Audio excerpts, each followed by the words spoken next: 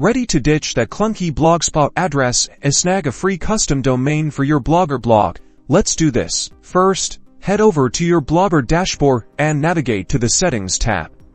This is where the magic begins. Scroll down until you find the Publishing section. See that blog address? That's your current, free Blogspot subdomain. We're going to keep that as a backup, but we're going to get you something much cooler. Now, open a new tab and go to a website that offers free domains. A popular choice is Freenom. Type in your desired domain name in the search bar and check for availability.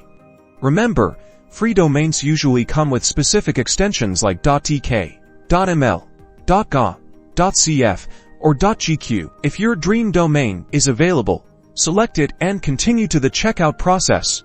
You'll likely need to create an account if you don't already have one. During the setup, you'll be asked about DNS settings. Choose the option to use DNS or name servers. You'll need to point these to Blogger servers. Go back to your Blogger settings and click on Custom Domain. Enter the domain name you just registered. Make sure you include the www at the beginning. Blogger will likely throw an error message about not being able to verify your domain. Don't panic. This is where those DNS settings from earlier come into play. Copy the records and CNAME record that Blogger gives you. Return to your free domain provider's website and access your domain's DNS Management settings. Add the records and CNAME record that Blogger provided.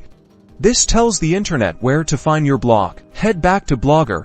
It might take a few minutes, even up to 24 hours, for the DNS changes to propagate. But after that time, refresh the page and you should see your custom domain linked to your Blogger blog. Congratulations, you've successfully snagged a free domain for your Blogger blog. Time to share your awesome blog with the world.